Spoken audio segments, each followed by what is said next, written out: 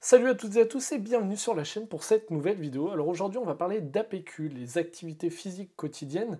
C'est le sport à l'école, 30 minutes par jour, c'est ce qui est préconisé. C'est parfois un petit peu compliqué à mettre en place du point de vue des programmes et de l'emploi du temps.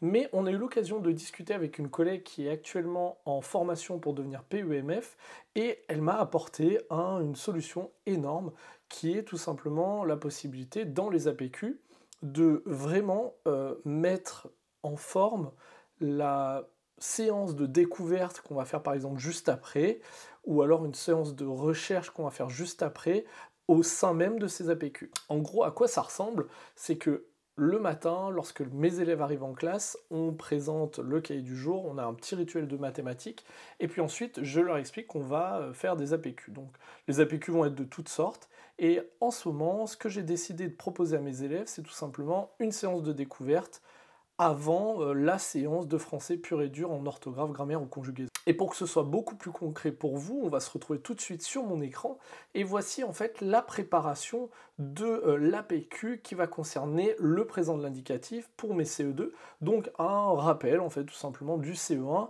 et on va faire un petit jeu dans la cour. Alors comment va se dérouler ce petit jeu? Il est très simple, comme ça peut paraître un peu compliqué, mais c'est assez simple. Il va y avoir trois groupes, donc ma classe va être divisée en trois groupes, un groupe bleu, un groupe rouge et un groupe vert, et vont être cachées dans la cour des étiquettes de couleurs. Alors ces étiquettes, elles vont être dissimulées, mais quand même un petit peu en évidence pour pas que le jeu dure trop longtemps, parce que c'est vraiment pas le but. Les élèves vont donc devoir aller chercher dans la cour les étiquettes qui se rapportent à leur groupe, donc étiquette bleue, étiquette verte, étiquette rouge. Donc on va avoir du déplacement, ils vont courir, etc. Ils vont aussi devoir réfléchir sur l'étiquette qu'ils ont trouvée, est-ce que c'est la bonne couleur? Si ce n'est pas la bonne couleur, je la laisse en place et je vais regarder si je trouve autre chose dans la cour. Et puis ensuite, ils vont se rejoindre dans un endroit de la cour qui est défini pour chaque groupe. On imagine que les groupes ne vont pas être les uns à côté des autres, mais plutôt assez éloignés. Et ils vont avoir comme matériel une fiche, donc une fiche qui représente le tableau des conjugaisons, alors avec le pronom personnel, la base verbale, la terminaison, avec des trous forcément. Et vous l'aurez compris, ils vont devoir placer les étiquettes à l'intérieur du tableau. En sachant qu'il y a peut-être parfois plusieurs possibilités, par exemple au niveau de la base verbale, on reste sur les verbes du premier groupe pour le moment, donc du coup ça peut varier en fait tout simplement en fonction de la recherche des élèves. Donc un moment de recherche, avant de coller, parce qu'ils vont avoir un stick de colle aussi à disposition, avant de coller, un moment de recherche, on réfléchit tous ensemble, est-ce que c'est bon, qu'est-ce que vous en pensez, etc. Une fois que la recherche est terminée, on va donc procéder à l'application, c'est-à-dire qu'ils vont tout simplement coller leurs étiquettes à l'intérieur du tableau.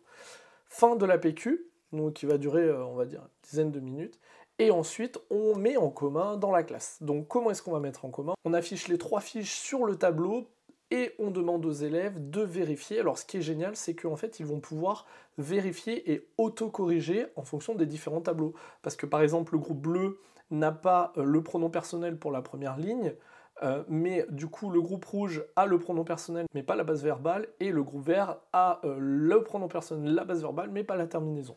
Donc en fait il va y avoir un processus autocorrectif pour voir si tout est bien en place. Ça va permettre à tous les élèves d'être mobilisés dans la tâche dès la séance de recherche. Et du coup, ce qui est génial, c'est que ça va me permettre, je pense, de mettre en activité l'ensemble des élèves, là où, par exemple, on pourrait le faire dans la classe, mais on serait contraint par l'espace de la classe, et on serait contraint aussi par le temps qui est alloué à ce type de recherche-là. Donc voilà, recherche en APQ, et ensuite application mise en commun dans la classe, pour ensuite pouvoir lancer la leçon, lancer les rappels du CE1 et procéder à des exercices d'application sur le cahier du jour.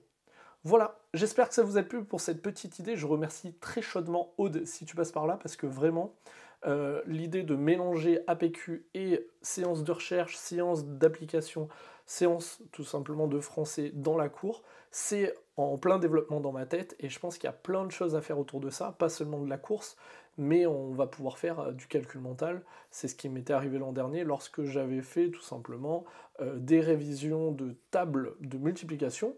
À chaque tour de cours, tout simplement, il y avait une table de multiplication qui était donnée à un élève, et en fonction de la réponse, eh ben, soit c'était le copain qui partait, soit c'était lui qui refaisait un tour, etc. Et donc ça permettait de réviser tout ça et de mobiliser aussi les élèves pour la course, mais aussi pour les apprentissages plus scolaires, on va dire. Je vous remercie, j'espère que cette vidéo vous a plu, c'était assez court, mais j'adore ce type de one-shot vidéo. Je vous dis à bientôt sur la chaîne pour de nouvelles vidéos. Salut!